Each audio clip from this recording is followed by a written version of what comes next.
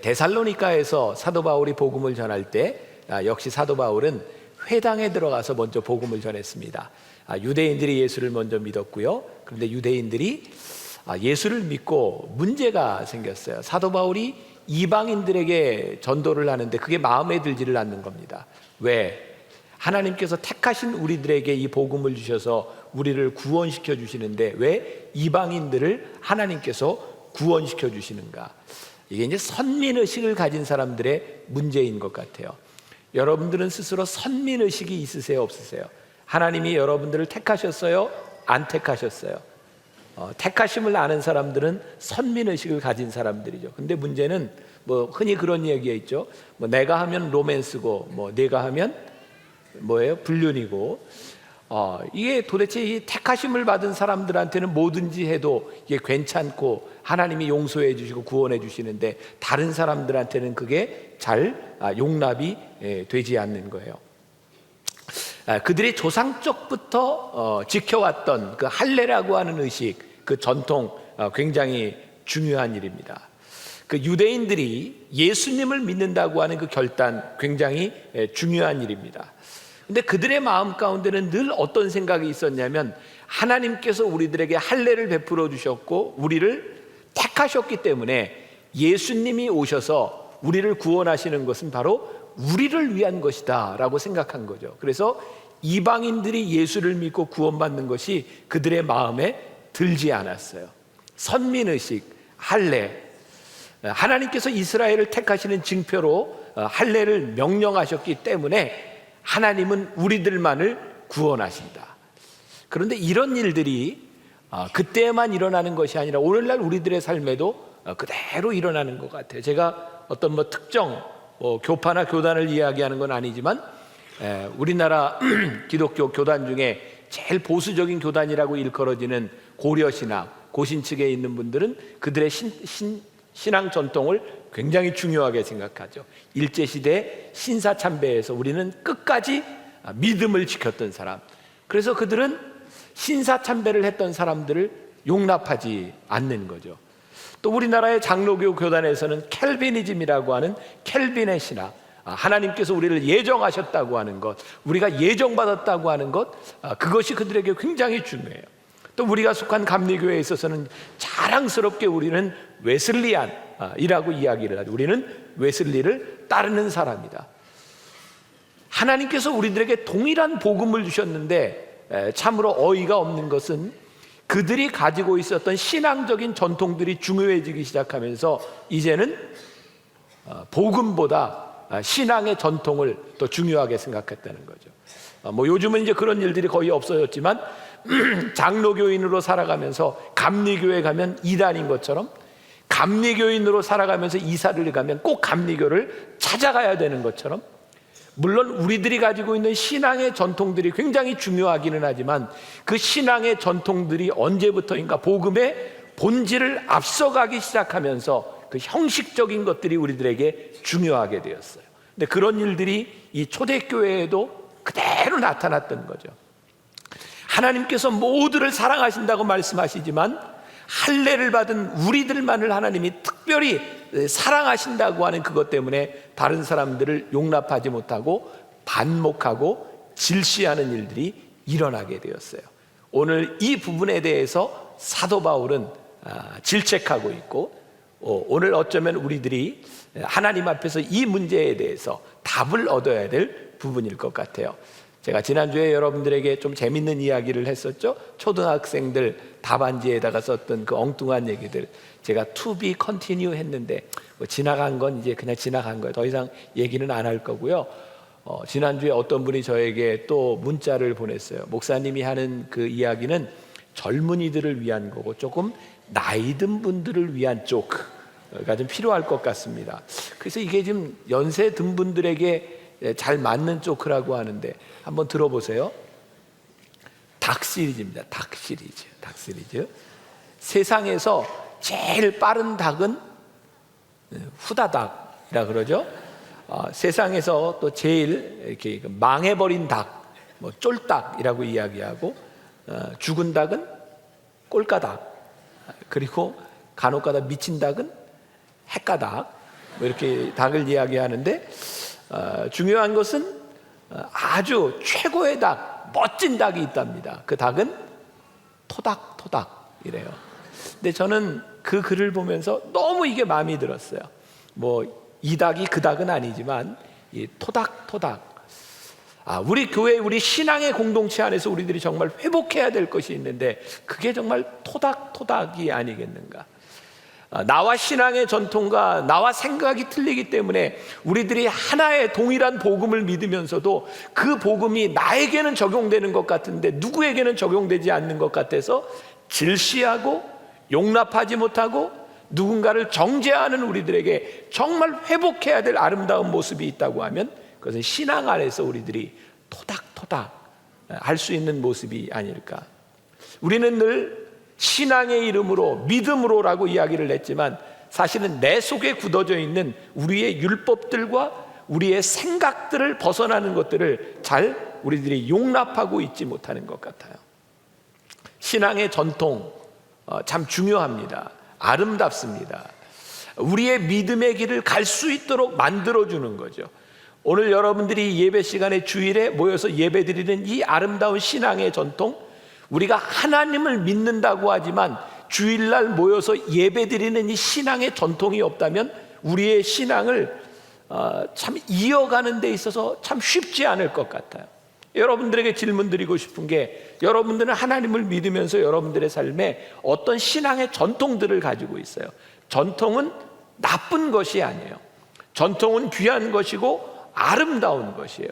그런데 어느 날 그 전통이 복음의 본질을 훼손하기 시작하고 그 전통 때문에 복음을 우리들이 이해하지 못한다면 그 전통은 없어져야 할 전통이 되어버리는 거죠.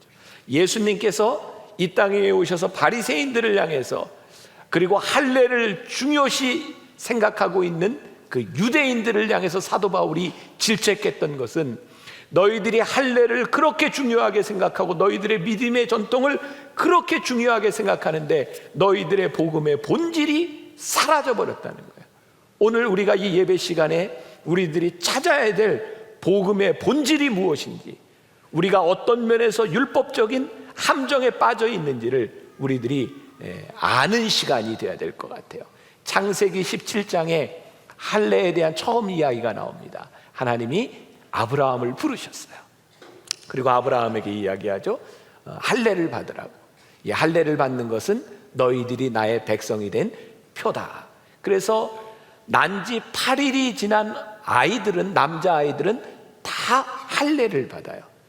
그래서 할례를 받고 나면 그것을 보면서 이 사람이 하나님의 자녀이구나 라고 하는 것을 알게 되죠. 시각적인 효과가 필요해. 왜? 그것을 보면서 기억하도록 하기 때문에. 오늘 여러분들이 여기에서 예배를 드려야 되는 이유가 뭔지 아세요? 예배를 안 드리면 지옥 가나요? 아니에요. 여러분들이 오늘 주일날 여기에서 예배를 드리는 것하고 여러분들이 구원받는 것하고 동일한 것은 아닙니다. 그러나 여러분들이 예배를 드려야 되는 것은 이 신앙의 전통을 통해서 우리의 믿음을 확인하는 것이기 때문에 이 전통을 우리들이 따라가는 거예요. 근데 문제가 뭔가요? 우리들이 이 신앙의 전통을, 이 예배를 본질로 착각하는 거예요. 이제 내가 예배만 드리면 내 그리스도인으로서의 내 삶의 의무를 다 했다. 그래서 예배를 드리고 그리스도인이라고 하는데 실제로 살아가는 우리들의 삶에서 기독교 크리스찬 사랑의 본질이 드러나지 않을 때 하나님께서 질책하시는 거예요. 너희들이 할례를 받고 너희들이 구원을 받은 것처럼, 선민의식을 가지고 있는 것처럼 너희들이 착각하고 있구나. 오늘 본문 말씀 25, 26, 27절을 다시 한번 생각하면서 들어보세요. 내가 율법을 행하면 할례가 유익하나 만일 율법을 범하면 내 할례는 무할례가 되느니라. 율법을 지킬 때 할례는 좋은 거예요. 그러나 할례를 받았지만 율법을 지키지 않으면 소용이 없다. 그런즉 무할례자가 율법의 규례를 지키면 그 무할례를 할례라 같이 여길 것이 아니냐. 근데 할례를 받지 않았는데 오히려 율법을 잘 지켜요. 그럼 오히려 그 사람이 할례 받은 자와 같지 않겠냐. 또한 본래 무할례자가 율법을 온전히 지키면 율법 조문과 할례를 가지고 율법을 범하는 너를 정죄하지 아니하겠느냐. 할례를 받았음에도 불구하고 율법을 지키지 않는 사람은 소용이 없다는 거야. 오늘 여러분들이 크리스찬 전통을 따라 예배를 드리고 있는데 예배의 삶을 살지 않으면 이거 소용이 없다는 거예요. 오히려 예배도 드리지 않고 예수도 믿지 않고 복음도 모르는 사람인데 예배를 드리는 사람보다 훨씬 더 선하게 살아요. 그런 사람들이 우리를 바라보면 너희들이 그리스도인이냐? 라고 질책하지 않겠느냐는 거예요. 우리들에게 영원한 숙제가 하나 있습니다. 우리가 교회를 다닌다고 다 교인이 아니라는 거예요. 교회를 다니지 않으면서도 훨씬 더 교인답게 살아가는 세상 사람들이 많이 있어요. 문제는 우리들이 믿고 있는 복음의 탁월성에 대한 문제가 아니라 우리들의 삶의 문제, 복음을 알지만 복음대로 살아가지 못하는 형식적인 신앙의 문제라는 거예요.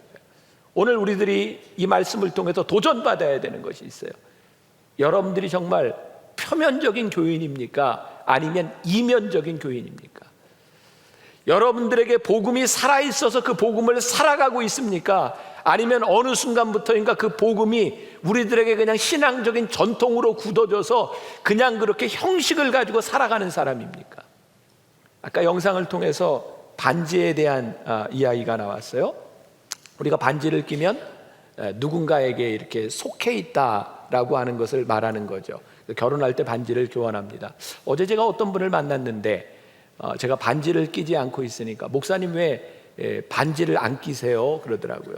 근데 제가 반지를 잘 끼고 다녔는데 제가 이제 몸이 아플 때 저는 이제 팔체질 검사를 내보니까 금음 체질로 나왔는데 금을 이렇게 끼면 몸에 안 좋대요. 그래서 반지를 제 아내의 허락을 받고 이렇게 뺐거든요. 근데 그분이 하는 이야기가 목사님 아세요? 목사님 은근 매력 있는 거? 저한테 그러는 거예요. 그래서 목사님 반지를 안 끼면 위험해요. 그래서 제가 굉장히 기분이 좋았어요. 그래서 그래, 은으로 반지를 만들어 껴야 되겠다. 내가 그런 사람이구나. 근데 진짜 은근 매력 있어요, 제가? 반지를 끼는 이유는요, 누군가 사람들이 결혼했다고 하는 것을 알아보도록 반지를 끼는 거예요. 근데 반지는 결혼을 했다고 하는 형식을 우리들에게 알려주죠. 근데 한번 여러분들 제가 물어볼게요. 반지를 끼고 나쁜 짓을 하는 게 나아요? 아니면 반지를 안 꼈어도 신실하게 결혼을 잘 지키는 게 나아요? 잘 지키는 게 낫겠죠? 근데 그것보다 더 좋은 것은 반지를 끼고 신실하게 살아가는 것이 제일 좋은 일이 아니겠습니까? 사실 우리들이 복음을 산다고 하는 것은 전통을 무시한다고 하는 것이 아니라 우리들 가운데 살아있는 복음의 전통을 지키는데 그 안에 복음의 진리가 살아있는 것이 옳은 거예요.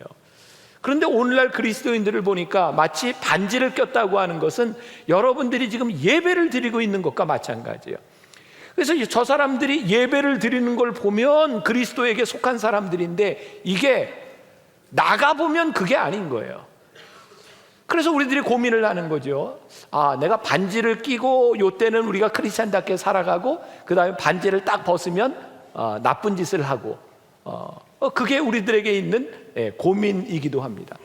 여러분, 반지가 어떤 효력이 있습니까? 만일 반지가 효력이 있다면 우리들이 반지를 끼고 있을 때는 신실한 사람이고 그 다음에 나쁜 짓 할 때는 반지를 빼놓고 그런 것은 아니지 않는가. 마치 율법을 기억할 때는 율법을 지키는 사람인데 율법을 믿는다고 하면서도 율법을 기억하지 않을 때는 세상 사람처럼 살아가는 거예요. 사도 바울이 이야기하는 것, 너희들이 얼마나 표면적 유대인인지 아냐? 너희들이 이면에 너희들 속에 너희들이 믿음이 없고 복음이 없고 그러면서 다른 사람들을 정죄하고 받아들이지 않는 것, 이거 너무 잘못됐다는 거예요. 제가 오늘 말씀을 준비하면서 조금 위험한 발언을 몇 개 할 것 같아요. 혹시 또 제 이야기를 이게 방송에 많이 나가기 때문에 저한테 항의할 사람이 있을지도 모르겠어요. 위험한 발언 잘 들으세요. 네. 제가 좀 잘못 생각하는 것일 수도 있어요. 근데 저는 주일에 우리들이 예배를 드리는 것이 잘못하면 너무 율법적일 수 있겠다. 혹시 우리들 중에 교회를 다니는 것 때문에, 예배를 다니는 것 때문에 이방인들과 구별된다고 생각한다면 그것은 우리는 똑같은 율법의 형식주의에 빠진 사람들이다. 아까 영상을 통해서 보셨겠지만 우리 청년들이 지난주에 제천에 가서 그 연휴 기간에 다른 교회 가서 예배를 드리고 봉사를 했어요. 그런가 하면 요즘 매주 우리 교인들이 다른 교회에 가서 예배를 드리고 봉사를 합니다. 만일 제가 형식주의적으로 전통 중심적으로 이야기를 한다면 우리 교인들에게 이렇게 가르쳐야 될 것 같아요. 여러분들이 하나님을 신실하게 믿는 사람들이라면 여러분들의 전통, 믿음의 전통, 예배를 드리는 주일을 성수하는 이 시간을 여러분들이 잘 지키시고 예배는 본교회에서 드리세요. 제가 분명히 그렇게 이거 틀린 이야기 아니거든요. 그 옳은 이야기일 겁니다. 그런데 가만히 생각해 보니까 예배를 드리는 신앙의 전통이 참 중요한데 하나님께서 우리들에게 그 전통을 넘어선 본질을 우리들에게 모르신다면, 예배가 뭐냐고 물으신다면 저는 대답할 일이 없을 것 같아요. 만다교회에서 예배를 드리는 것만 예배냐? 아니죠. 어느 곳에서나 하나님께 우리들이 예배를 드릴 수 있죠. 우리들이 하나님께 어떤 예배를 드리냐에 대한 문제죠.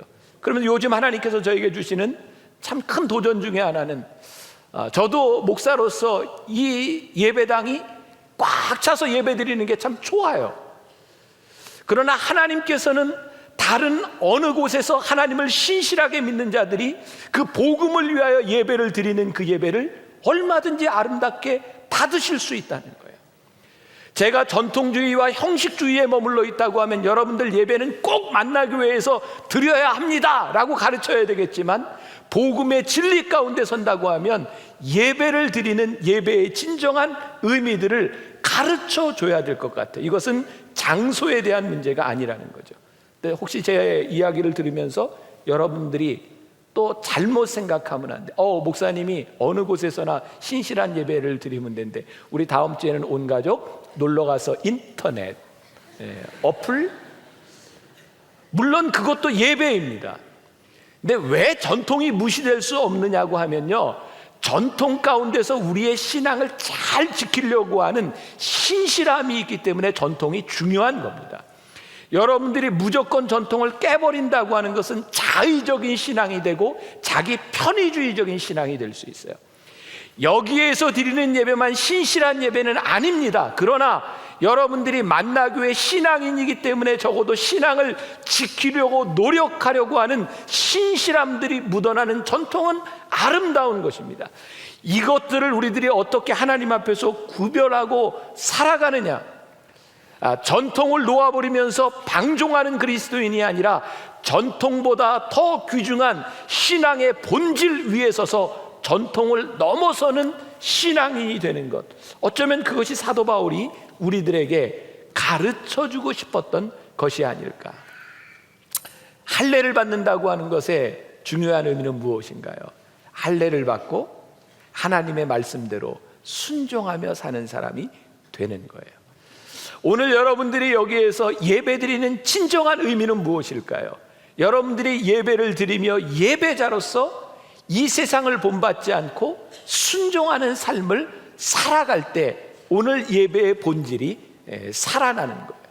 사도 바울이 로마서에서 강변하고 있는 것, 그것을 다른 언어로 풀어보면 이것도 조금 위험한 얘기가 될지 모르겠어요. 언제부터인가 우리의 신앙이 종교가 되어버렸어요. 여러분, 우리가 믿는 신앙 기독교가 종교로 인식될 때 그 종교는 하나님 앞에 늘 질책의 대상이 됩니다. 저는 참 무섭다고 생각해요. 우리의 신앙이 종교화되는 것, 그것이 너무 무섭습니다. 우리의 신앙은 늘 하나님 앞에서 신앙이 지켜져야 돼요. 지난주에 제가 어떤 집사님 만나서 이야기하는데 그분이 그런 이야기를 했어요. 저는 교회에서 목사님이 하라는 것 다 합니다. 그러면 하나님께서 제 일을 대신해 주고 하나님께서 저를 축복해 주시잖아요. 근데 제가 그분에게 이런 이야기를 했어요. 저 목사지만 제가 그 말을 조금 수정해야 될 것 같습니다. 목사님이 시킨다고 그게 다 하나님의 일 아닙니다. 교회에서 무엇을 한다고 하는 교회의 일이 하나님의 일이 아닐 수도 있습니다. 우리 이거 구별할 수 있어야 합니다. 제가 이런 얘기하면서도 제가 참 인생을 힘들게 산다는 생각이 들어요. 왜? 여러분들한테 설교할 때 여러분 강단에서 담임 목사가 이야기를 하면 하나님의 말씀인 줄 알고 듣고 따르세요, 이렇게 가르쳐야 제가 좀 편하지 않겠습니까? 근데 아무리 생각해도 그건 아니에요. 제가 여기에서 다른 이야기를 한다고 하는 것이 아니라 제가 여기에서 설교하지만 제가 잘못될 수도 있어요. 여러분들이 맹목적으로 저를 따라온다고 하면 그것은 어느 날 신앙이 아니라 종교가 되어버리는 거예요. 그렇게 되다 보면 사이비 집단이 되는 거예요. 우리의 신앙 가운데 목사와 교인들 가운데 철저하게 하나님께서 살아있지 않으면 이 종교라고 하는 것이 얼마나 무섭게 변질될 수 있는 일인지 몰라요. 어쩌면 제가 힘든 일인지 모르지만 이것은 진리의 문제이기 때문에 이걸 제가 여러분들에게 이야기하지 않을 수 없다. 편하게 사는 것, 쉽게 사는 것보다 진리를 살아가야 되는 것이 있다. 교회에서 목사님들이 제가 여러분들에게 교회 일을 어떻게 부탁하고 이렇게 좀 하세요 라고 할 때가 있을 겁니다. 그것이 하나님의 일은 아닙니다. 그러나 교회이기 때문에 우리들이 섬기고, 교회이기 때문에 때로 우리들이 희생하고, 또 교회이기 때문에 이 교회를 세워가기 위해서 우리들이 아름답게 만들어가야 되는 일들이 분명히 있는 것이죠. 그러나 종교꾼이 되어서 여러분들 교회 일을 하지 않으면 여러분들이 벌을 받을 것이고, 교회 일을 하지 않으면 여러분들이 축복을 잃어버릴 것이고 라고 이야기한다면 그것은 복음은 아닐 것입니다. 왜? 교회가 하나님은 아닙니다. 하나님이 교회를 세우셨을 뿐이지. 도대체 목사가 뭔데 이 강단에서 교인들을 협박합니까? 여러분들 이렇게 아니면 안 된다고 이야기할 수 있습니까? 진리에 벗어난 이야기를 할 때에는 목사 아니라 목사 할아버지가 이야기를 해도 그것은 잘못된 겁니다. 중세시대 교회의 가장 큰 잘못이 교권을 가지고 있었던 사람들이 무지한 사람들을 향해서 이야기합니다. 여러분, 성지를 탈환합시다. 십자군 전쟁이 일어났습니다. 여러분들 그곳에서 죽으면 여러분들이 천국에 가게 될 것입니다. 그런데 그 전쟁을 일으키게 된 이유들은 교권을 가지고 정치의 권력을 유지하게 한 사람들이었어요. 정말 맹목적으로 사람들이 십자군 전쟁에 들어가게 되었고 수없이 많은 사람들이 죽습니다. 성지가 무엇입니까? 그곳에서 예수님께서 십자가에 못 박혀 죽으셨고, 예수님을 십자가에 못 박는 자들을 용서하시며 십자가에서 죽으셨던 그 장소에 그것이 성지라고 이야기를 하면서 그 성지를 탈환하기 위해서 거기에 있는 모든 사람들을 싹 쓸어 죽이고 목을 잘라버리고, 그것이 어떻게 성지를 탈환하는 정당한 이유가 될 수 있겠습니까? 그곳에 있는 사람들을 사랑하지 못하고 포용하지 못. 그런데 오늘날 종교라고 하는 이름으로 그런 일들이 수없이 일어나고 있다고 하는 거예요. 신앙의 본질을 잃어버리고 살아가고 있다는 거예요. 여러분들이 신앙생활하면서 여러분들의 신앙이라고 하는 이름으로 여러분들 말을 따르지 않는다는 이유만으로 여러분들이 얼마나 많은 사람들을 정죄하고 힘들게 하고 있는 거예요. 종교적인 행사가 일어나는 모든 곳에서는 예배와 기도가 행해집니다. 그런 표현 쓰죠. 우리 빨리빨리 이거 회의하기 전에 예배 드리자고. 예배를 일단 해치우고, 그리고 하기 전에 기도 빨리 해버리고 우리가 하고 싶은 일을 합니다. 예배가 종교 의식이 되어버렸어요. 예배가 하나님과의 만남과 진지함이 아니라 무엇을 하기 위한 종교 의식이 되어버렸어요. 하나님의 진리를 행하지 않는 곳에서 여지없이 예배는 드려집니다. 제가 이런 말 하는 거 참 위험하다고 생각합니다. 저는 한국교회가, 우리 교회가, 여러분들의 신앙이 이제는 핍박과 고난의 길을 지나갈 필요가 있다고 생각해요. 왜? 우리의 신앙을 회복하기 위해서입니다. 제가 초신자들한테는 죄송합니다. 여러분들에게 신앙을 오랜 연조를 가지고 있는 분들, 지금 한국교회를 보면서 가슴 아픈 게 뭐예요?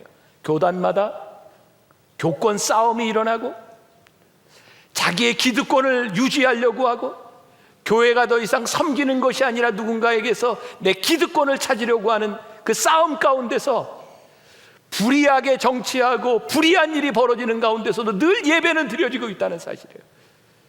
하나님께서 그 교회를 바라보며, 그 모임들을 바라보며, 그 회의를 바라보며 하나님께서 뭐라고 말씀하시겠는가?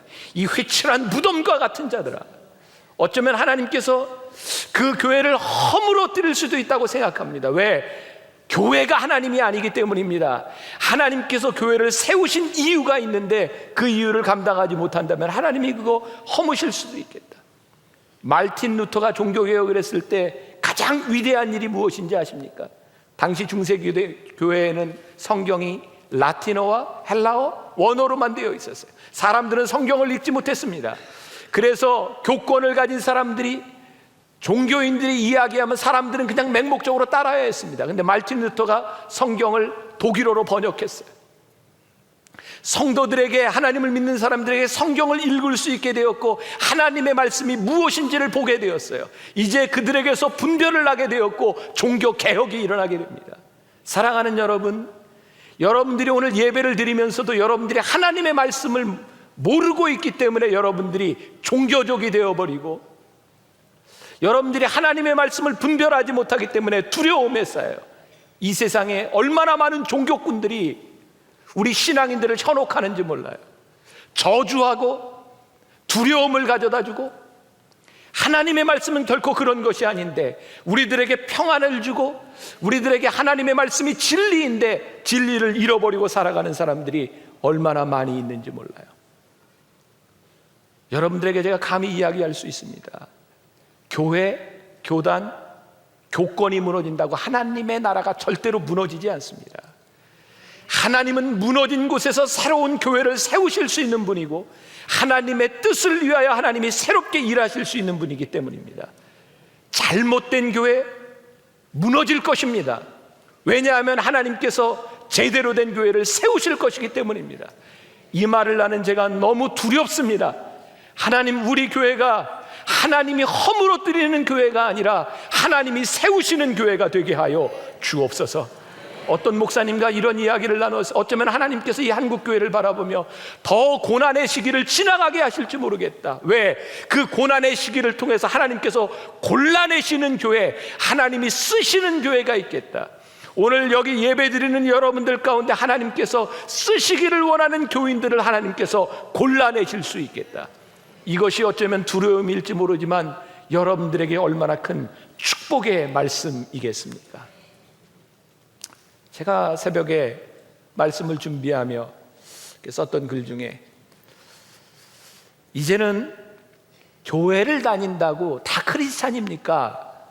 라고 하는 조롱을 받는 것이 아니라 교회를 다니는 사람이야말로 진정한 하나님의 사람이군요 라는 말을 들어야 할 때가 와야 된다고 생각합니다. 저와 여러분들에게 동일하게 두려운 것이기도 합니다. 표면적 유대인, 할례를 받은 유대인들이 아니라 이면적 유대인, 내 속에 복음의 진리가 있어서 진리를 살아가는 사람들이 된다고 하는 것. 제가 오늘 얘기하는 게 너무 추상적이라 여러분들 그게 어떻게 살아야 되나요? 혼란스럽습니까? 아니요, 혼란스럽지 않습니다. 여러분들이 말씀 안에 들어오고 말씀을 공부해야 합니다. 말씀을 알아야 판단할 수 있습니다. 여러분들이 배우지 않기 때문에 여러분들이 하나님의 말씀을 모르고 살아가는 거예요. 저 정말 안타깝습니다. 저희 교회에서 지금 뭐 MMP, 또 이번에 소망부를 돕는 그런 일들, 아무리 이야기해도 여러분들은 예배를 엔조이하고 갑니다. 그냥 은혜 받았다고 갑니다. 아이, 만나교회는 갔더니 잘 안 졸려, 뭐 영상도 틀어주고, 뭐 목사님도 멋있고 괜찮아, 뭐 이러고 가요? 그게 여러분들의 삶을 뭐 어떻게 바꿔줍니까? 말씀이 선포되는 것에 말씀으로 살아가라고 하나님께서 말씀하실 때 결단이 일어나고 그 안에 여러분들의 삶이 들어가야 바뀌어지고 복음의 본질이 살아나는 것인데 여러분들이 얼마나 표면적 유대인으로, 종교꾼으로 여러분들이 살아가고 있습니다. 저는 여러분들에게 목사를 믿지 말라, 쉽게 믿지 마세요, 교회 쉽게 믿지 마세요, 이렇게 얘기하지만 제 마음속에 그런 생각이 있어요. 하나님, 예수님께서 예루살렘 성전에 가서 채찍을 들고 장사꾼들을 향해 채찍을 휘두르셨던 것처럼 우리 교인들을 향해 제가 복음의 진리를 가지고 채찍을 휘두를 수 있는 목사가 되었으면 좋겠습니다. 저 혼내는 일 잘 못합니다. 성격적으로 그게 잘 안 되고요. 혼내고 나면 내 마음이 더 아프고 제가 병들어요. 근데 아니다. 저도 올바로 서고 우리 교회도 올바로 서야 되겠지만 교인들을 향해서 아닌 것은 아니고 채찍이 필요한 것에 예수님처럼 채찍을 들고 복음의 진리를 가리키는 교회가 되어야 되겠다. 그래서 좀 이번 주에 몇 사람 좀 제가 좀 부를 것 같아요. 채찍을 받을 준비가 되어 있으십니까? 하나님 앞에 우리들이 질책을 받는다고 하는 것이 심판이 아니라 우리를 사랑하시는 하나님의 손길로 느껴질 수 있을 때 복음이 우리들 가운데서 살아 움직일 수 있지 않겠습니까? 참된 그리스도인이 된다고 하는 것, 우리의 이름값을 해야 된다고 생각해요. 우리가 이름값을 하지 못하기 때문에 하나님의 영광이 드러나지 않습니다.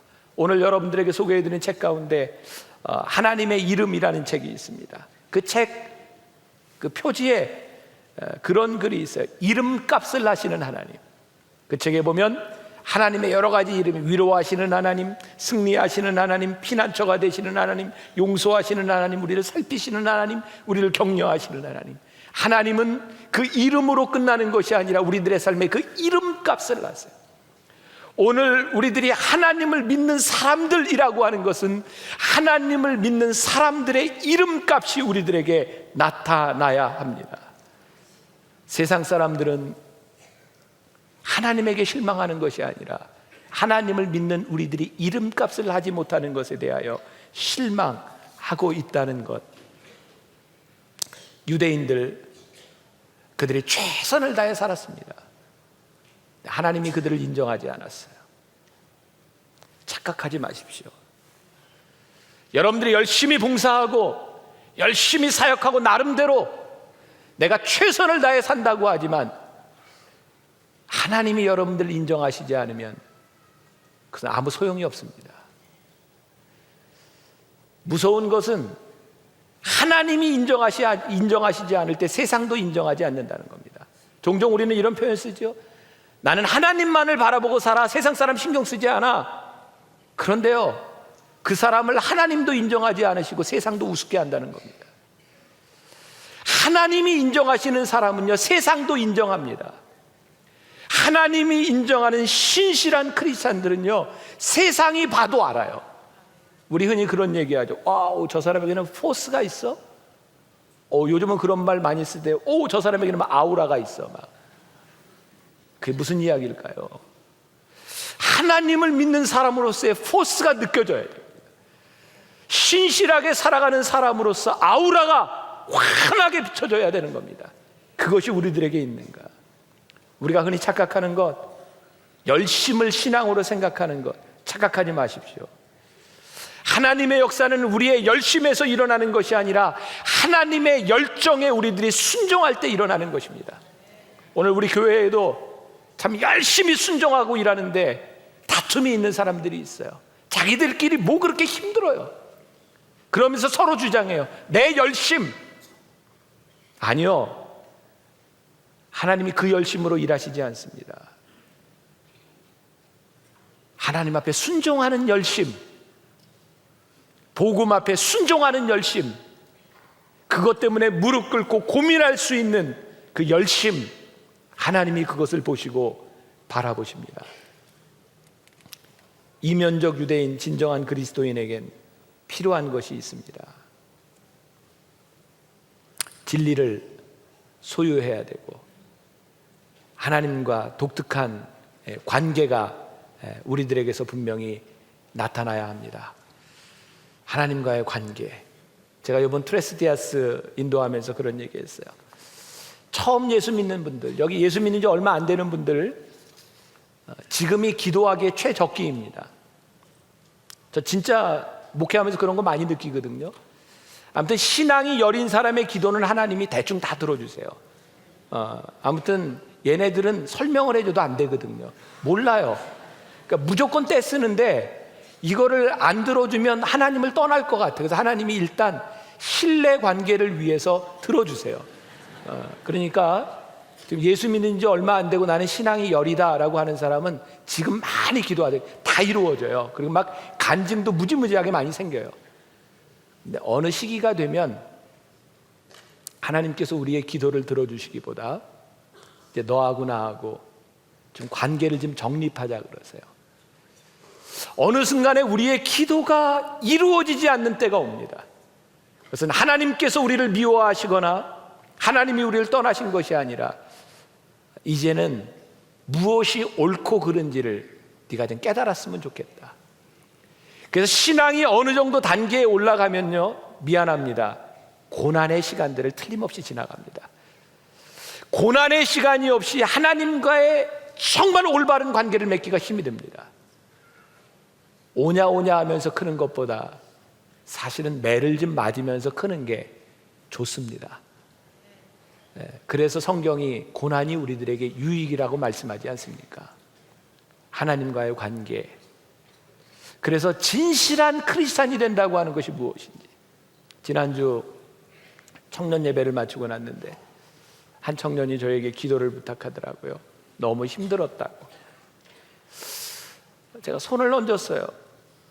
근데 눈물이 그냥 뚝뚝뚝뚝 떨어져요. 정말 얼마나 힘들었을까. 저 청년이 얼마나 많이 아팠을까. 기도를 하고 난 뒤 며칠 동안 그 청년의 모습이 제 이렇게 가슴에서 지워지지를 않더라고요. 제가 이번에 트레스디아스를 진행하는 동안 그 청년의 모습이 계속 떠올랐어요. 얼마나 힘들었을까. 그러면서 제가 깨달은 게 있었어요. 하나님의 마음이 그곳에 있구나. 저는 우리의 신앙, 우리 믿음의 본질, 내가 추구하고 있는 형식에 있는 것이 아니라 하나님의 마음에 우리 신앙의 본질이 있어요. 여러분들 아무리 옳다고 주장해도, 여러분들 아무리 열심히 해도 하나님의 마음이 없는 곳은 표면적 유대인, 형식에 불과합니다. 오늘 여러분들에게 제가 도전합니다. 이제 여러분들이 나가서 일주일을 생활할 때 이제 형식적인 표면적 유대인, 표면적 교인이 아니라 하나님의 마음이 있는 곳에 여러분들의 진리가 살아날 수 있기를 간절히 소원합니다. 오늘 여러분들이 예배하는 표면적 그리스도인이 아니라 예배한 자로 살아가는 이면적 그리스도인들의 역사가 여러분들의 삶에서 일어날 수 있기를 주님의 이름으로 간절히 축원합니다. 예수님 하나님의 마음 때문에 여러분들이 눈물도 경험하고, 하나님의 마음 때문에 여러분들이 가슴도 아파보고, 하나님의 마음 때문에 여러분들이 열정도 가져보는 그런 한 주간을 보내고 다음 주에 다시 모일 수 있기를 주님의 이름으로 간절히 축원합니다.